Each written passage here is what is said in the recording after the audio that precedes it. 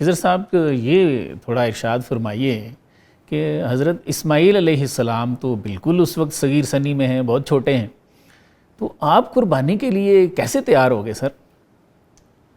حضرت اسماعیل علیہ السلام کا ذکر قرآن مجید میں اللہ تعالیٰ نے بار بار فرمایا ہے، جی، اور ایک جگہ اللہ تعالیٰ نے حضرت ابراہیم علیہ السلام کی ایک دعا کا ذکر فرمایا۔ سر دعا اس طرح ہے، ربنا وجعلنا مسلمین لکا ومن ذریتنا امتا مسلمتا لک وارنا مناسکنا وتب علینا انکا انت التواب الرحیم۔ سبحان اللہ۔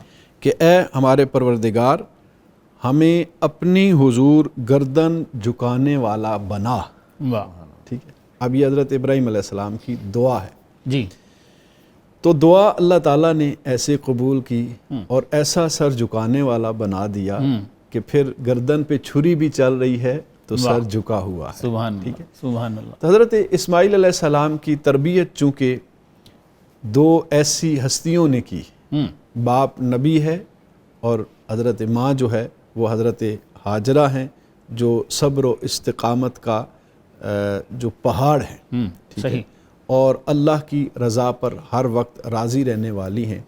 پھر حضرت ابراہیم علیہ السلام نے اسماعیل علیہ السلام کو اپنے ساتھ رکھا، جی، ہر لمحہ بیت اللہ کی تعمیر ہو تو حضرت اسماعیل علیہ السلام ساتھ ساتھ ہیں، یعنی وہ ان کی تربیت فرما رہے تھے۔ درست۔ علامہ صاحب نے فرمایا نا کہ مکتب کی کرامت تھی یا کہ فیضان نظر تھا، سکھائے کس نے اسماعیل کو آداب فرزندی، جی جی، کہ یہ فیضان نظر بھی تھا اور مکتب یعنی ان کی والدہ کی تربیت بھی تھی۔ سبحان اللہ۔ ٹھیک ہے، کہ ان کو پھر اللہ تعالیٰ نے یہ استقامت اور صبر کا کوہ گراں ایسا بنا دیا کہ گردن پہ چھری بھی چل رہی ہے اور وہ جنبش تک نہیں آنے دے رہے اپنے جسم میں۔ واہ۔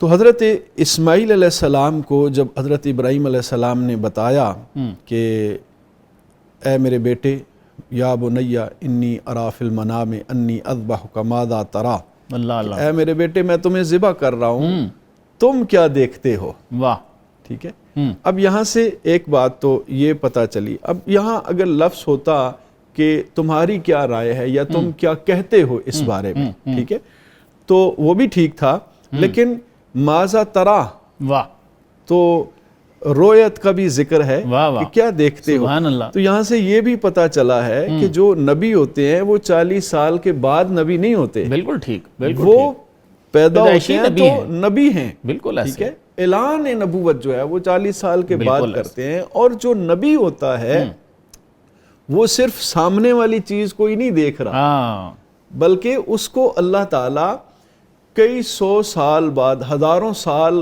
بعد کا بھی نظارہ کروا رہا ہے۔ جیسے کہ سعدی رحمۃ اللہ علیہ نے ارشاد فرمایا نا، میان عاشق و معشوق رمزیست، فرماتے ہیں عاشق اور معشوق کے درمیان ایک ایسا راز ہوتا ہے کرامن کاتبین را ہم خبر نہیں، جس کی خبر کرامن کاتبین کو بھی نہیں ہوتی۔ ٹھیک ہے، سر، تو نبی پاک صلی اللہ علیہ وسلم نے جیسے کئی احادیث جو ہیں وہ ذکر فرمائیں کہ قیامت والے دن یہ ہوگا، یہ ہوگا، میں فلاں کو بھی جانتا ہوں، فلاں کو بھی جانتا ہوں، یعنی وہ تمام نشانیاں بھی، پھر جنتیوں کی نشانیاں بھی، فلاں جائے گا، فلاں کے باپ کو بھی جانتا ہوں، یہ یعنی نبی پاک صلی اللہ علیہ وسلم نے اپنے دور ظاہری حیات میں ہمیں قیامت کی نشانیوں تک کی خبر دے دی، یعنی حضور اس وقت بھی دیکھ رہے ہیں، بالکل ایسے۔ تو نبی جو ہوتا ہے وہ صرف ظاہری چیزوں کو نہیں دیکھ رہا، بلکہ اس کی نگاہ بہت دور تک ہوتی ہے، قیامت تک اس کو نظارہ کروایا جاتا ہے۔ تو اسماعیل علیہ السلام کو کہا کہ تم کیا دیکھتے ہو؟ اب میرا اپنا ایک وجدان ہے کہ میں یہ کہتا ہوں کہ حضرت ابراہیم علیہ السلام نے تو خواب دیکھا، اب وہ پوچھ رہے ہیں کہ تم کیا دیکھ رہے ہو، تو میرا وجدان کہتا ہے کہ اسماعیل علیہ السلام کیوں راضی ہو گئے اتنی بڑی قربانی پر، کہ ان کو اللہ تعالیٰ نے اس وقت پھر وہ کربلا کی قربانی دکھائی تھی۔ سبحان اللہ، ٹھیک ہے، کربلا کی قربانی جو ہے وہ دکھائی، اور پھر اس قربانی کو دیکھ کے کہ کیسے حسین جو ہے، جو ہماری ہی ذریت سے ہے، بالکل ایسے، وہ کس طرح کربلا کے میدان کے اندر اپنا معصوم علی اصغر بھی قربان کر رہے ہیں، علی اکبر بھی قربان کر رہے ہیں، اون و محمد بھی قربان کر رہے ہیں، ٹھیک ہے، بھائی بھی قربان کر رہے ہیں، اور پھر اپنی جان بھی اس مالک کے سامنے پیش کر رہے ہیں اور پھر اس مالک سے پوچھ بھی رہے ہیں کہ مولا سب کچھ قربان کر دیا ہے، تو راضی ہے، سبحان اللہ، تیری رضا چاہتا ہوں. تو وہ دیکھ کے پھر اتنا حوصلہ آ جاتا ہے کہ اگر ہماری ذریت میں جو ہے وہ اتنے حوصلے والے ہیں، اتنے صبر و استقامت والے ہیں کہ سب کچھ قربان کر کے بھی اس رب سے پوچھ رہے ہیں مالک تو راضی ہے، تیری رضا ہے، تو پھر میں کیوں نہ ہوں. واہ. انہوں نے پھر کہا یا ابت افعل ما تؤمر ستجدنی انشاءاللہ من الصابرین. اے میرے اللہ، اے میرے والد، آپ کو جو حکم ہوا ہے وہ کر دیجئے، انشاءاللہ مجھے صبر کرنے والا پائیں گے. اور پھر صبر کرنے والوں کے ساتھ تو اللہ کی معیت، ان اللہ مع الصابرین، اللہ کی معیت. علامہ اقبال نے فرمایا تھا نا، رنگین و سادہ ہے داستان حرم، انتہا حسین ہے تو ابتدا اسماعیل. واہ، سبحان اللہ.